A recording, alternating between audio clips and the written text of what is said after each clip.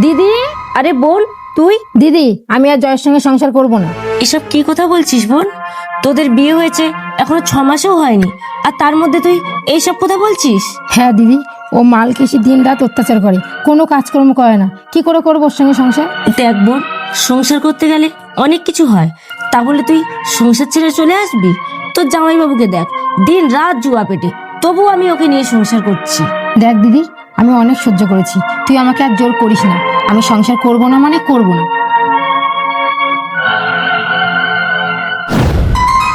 সুচিত্রা, এই সুচিত্রা, কি হয়েছে নাকি? তুমি আবার মাল খেয়ে বাড়িতে এসছো? বেশ করে জিতেছি, তাতে তোমার কি?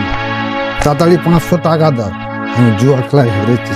দেখো, এমনিতে তো জুয়া খেলা করে সবকিছু হারিয়েছো, এবার কি আমাকে হারাবে বলে লেগেছো? এটা কিন্তু তুমি ভুল বলছো ডার্লিং, আমি কিন্তু যাতে মাতাল হলো তাহলে ঠিক আছে।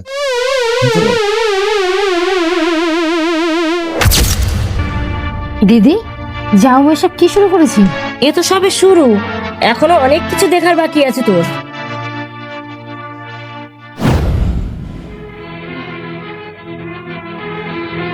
এ কি, তুমি আমার বোনের জিনিসগুলো নিয়ে কোথায় যাচ্ছো? তাতে কি হয়েছে?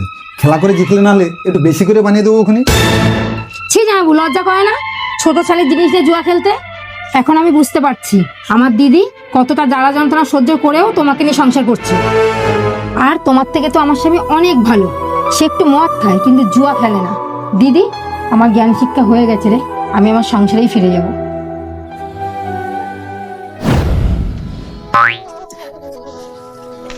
দেখলে, ও আসার আগে জয় আমাকে ফোন করে সবটা জানিয়েছিল।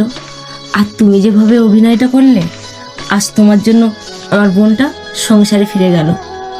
তুমি ভাবলে কি করে ও আমার ছোট শালি হয়?